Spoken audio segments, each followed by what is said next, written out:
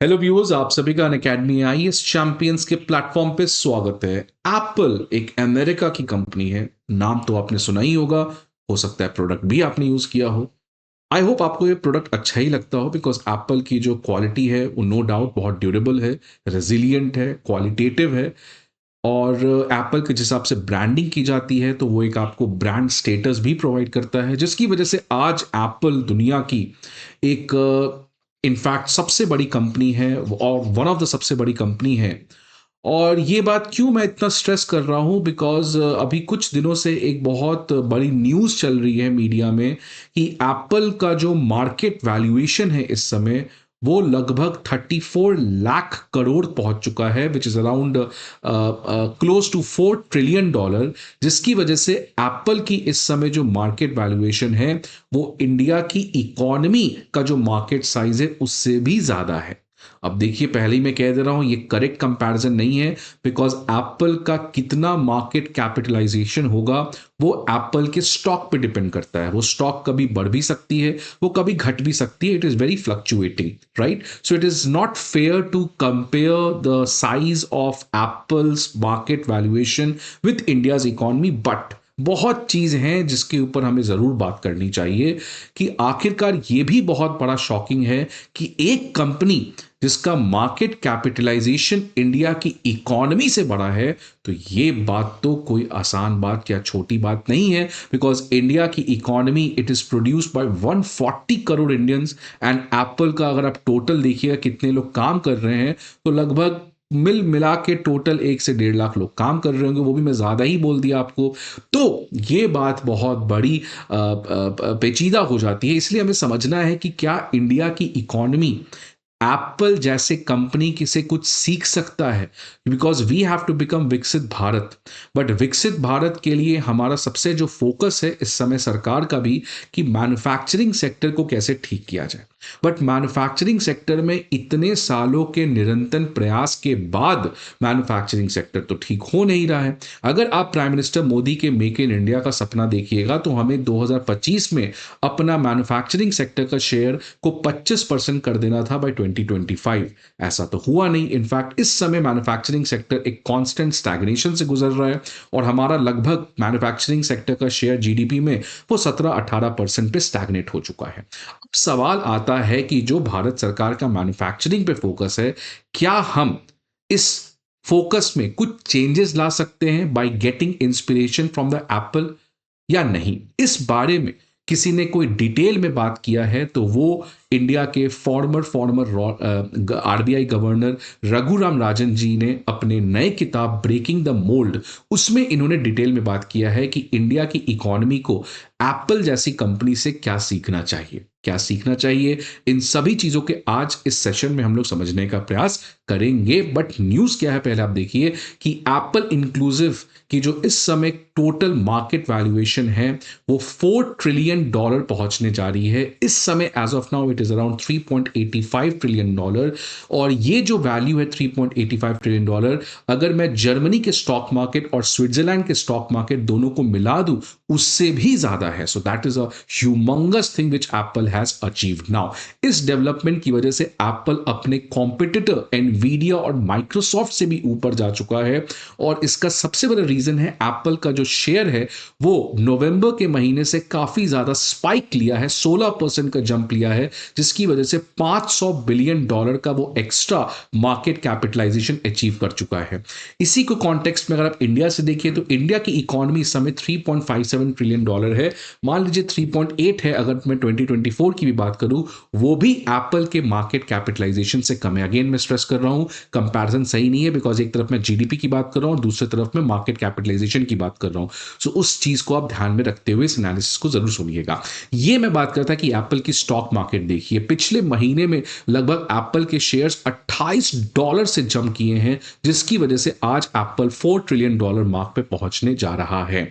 अब हम लोग बात करेंगे रघुराम राजन का वर्जन के बारे में, बट आगे बढ़ने के पहले आप सभी स्टूडेंट्स के लिए बहुत इंपॉर्टेंट इंफॉर्मेशन कि अनअकैडमी आईएएस के ऑफलाइन बैचेस हमारे चारों ऑफलाइन सेंटर में करोल बाग, मुखर्जी नगर, पटना और प्रयागराज में स्टार्ट होने जा रहे हैं on 30th of December at a special price of 59,999। Karol Bagh, Mukherjee Nagar, Prayagraj, Patna, इन चारों ऑफलाइन सेंटर की डिटेल आप यहाँ हमारे स्क्रीन पे देख सकते हैं।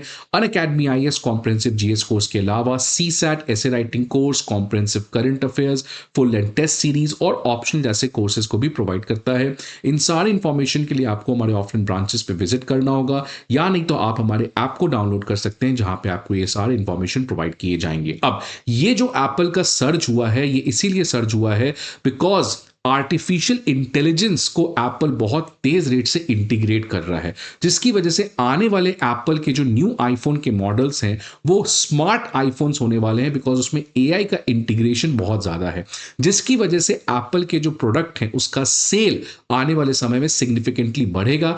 इसी की वजह से जो इन्वेस्टर्स हैं वो काफी ज्यादा ऑप्टिमिस्टिक हैं एप्पल के फ्यूचर के बारे में, इसीलिए वो लोग बहुत ज्यादा एप्पल के शेयर में ट्रेडिंग कर रहे हैं। अब एआई का इंटीग्रेशन आईफोन में कहां हो रहा है, तो वो राइटिंग में हो रहा है, वो नोटिफिकेशन में हो रहा है, और सबसे बड़ा डेवलपमेंट जो हो रहा है कि चैट जीपीटी के साथ एप्पल ने अपने को एक एमओयू, उनके बीच में एक एग्रीमेंट साइन हुआ है जिसमें सीरी को कैसे चैट जीपीटी के साथ इंटीग्रेट किया जाए सो दैट लोगों के लिए जो कंटेंट है उसको ईज आउट किया जाए। ये एक बहुत बड़ा डेवलपमेंट है। अब ये सब चीजें कैसे होगा वो तो नया आईफोन मॉडल देखने के बाद ही पता चलेगा, but as of now Apple जो है वो बहुत एग्रेसिवली एआई को अपने मॉडल्स में इंटीग्रेट करने जा रहा है। अब इसी के बारे में रघुराम राजन अपने इस साल रिलीज किए गए किताब ब्रेकिंग द मोल्ड में रोहित लांबा के साथ ये लिखते हैं, और बहुत ही इंटरेस्टिंग चीजों ने लिखा है। इनका मेजर आर्ग्यूमेंट है कि भारत जो है वो हमेशा से मैन्युफैक्चरिंग पे फोकस करती है, लेकिन इतने सालों के प्रयास के बाद मैन्युफैक्चरिंग हमारा कोई सिग्निफिकेंट ठीक नहीं हो रहा है, और जैसे आने वाला समय कोविड के बाद हर एक country make in America, make in Britain, सब लोग अपने खुद नेशनलाइजेशन की तरफ बढ़ रहे हैं, तो और ज्यादा मुश्किल होगा इस टर्बुलेंट इन्वायरमेंट में ग्रो करना।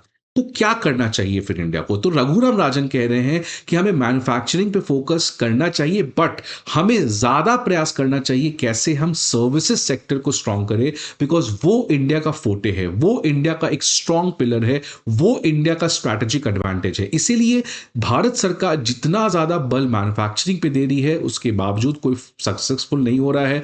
इससे अच्छा है कि हमें सर्विसेज के ऊपर ज्यादा बल देना चाहिए, उससे हमें और ज्यादा फायदा हो सकता है। इसका एग्जाम्पल रघुराम राजन अपनी किताब में इस तरीके से कहते हैं कि एप्पल का इस समय, क्योंकि ये किताब पहले आया था तो उस समय एप्पल की जो मार्केट कैप थी वो $3 ट्रिलियन थी, तो इन्होंने अपनी किताब में कहा कि एप्पल की जो मार्केट कैपिटलाइजेशन है वो $3 ट्रिलियन है, लेकिन क्या एप्पल इतनी बड़ी कंपनी है, क्या अपना वो आईफोन या आईपैड बनाती है? नहीं। Apple does not manufacture a single iPhone, Apple does not manufacture a single MacBook, Apple does not manufacture a single iPad. ये सारा प्रोडक्शन दुनिया भर में कौन करता है? उसके लिए एप्पल ने टेंडर दे रखा है फॉक्सकॉन को।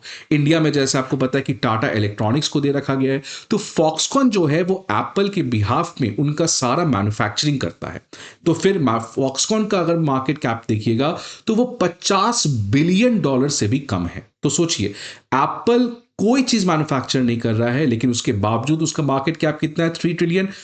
लेकिन फॉक्सकॉन जो एक हार्ड कोर मैन्युफैक्चरिंग कंपनी है वो सब कुछ कर रही है जो एप्पल उसको दे रहा है बनाने के लिए, लेकिन उसके बावजूद उसका मार्केट कैप बहुत ही कम है, लगभग 60 टाइम्स कम है एज कंपेयर टू एप्पल। तो ये डिस्क्रिपेंसी क्यों है? ये डिस्क्रिपेंसी इसीलिए है बिकॉज एप्पल सर्विसेज सेक्टर में काम करती है और मैन्युफैक्चरिंग के लिए उसको फॉक्सकॉन को उसने दे रखा है।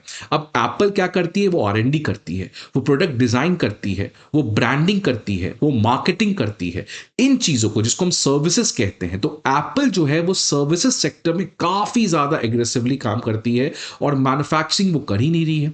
तो क्या हमें भी इस तरीके की स्ट्रैटेजी लगाना चाहिए कि we can also make a next Apple, we can also make a next HP, और मैन्युफैक्चरिंग छोड़ दीजिए, मैन्युफैक्चरिंग खुद फॉक्सकॉन से करवा लेंगे, कहीं और से करवा लेंगे, लेकिन अगर हम सर्विसेज के ऊपर ज्यादा फोकस करें कंसिडरिंग एप्पल जिस तरीके से किया है, तो हमारी GDP में और ज्यादा वैल्यू एडिशन हो सकता है। सकता है। इसीलिए रघुराम राजन कह रहे हैं कि rather than blindly focusing on manufacturing, because हर एक कंट्री का अलग अलग स्ट्रैटेजिक एडवांटेज होता है, स्ट्रैटेजिक वीकनेस होता है। इंडिया के केस में सर्विसेज सेक्टर हमारे बहुत स्ट्रांग है। अगर आप देखिएगा इंडिया के जो टॉप सीईओज हैं, जो दुनिया भर के बड़े बड़े software companies, Alphabet, Microsoft, IBM, FedEx, बहुत सारे company, Deloitte, TD bank, Best Buy, तो ये सारे सीईओज जो इंडियन है, ये मोस्टली हमारे सीईओज जो हैं, अगर आप देखिएगा तो ये उसी सर्विसेज सेक्टर से रिलेटेड हैं। तो क्या इनको यूज करके हम सर्विसेज सेक्टर में एक रिवॉल्यूशन ला सकते हैं? बिकॉज वहां पे हमारे पास पोटेंशियल है। इसी बात की रघुराम राजन कहते हैं कि भारत सरकार को क्या स्ट्रैटेजीज में चेंजेस लाने चाहिए। बट ध्यान रखिएगा, रघुराम राजन की स्ट्रैटेजी में एक सबसे बड़ा प्रॉब्लम है कि अगर इंडिया इतने ज़्यादा यंग लोगों को जॉब देना चाहता है तो जॉब एट द एंड तो इंडस्ट्रियल सेक्टर में ही आएगा, सर्विसेज सेक्टर में जॉब ज़्यादा नहीं हो सकता है।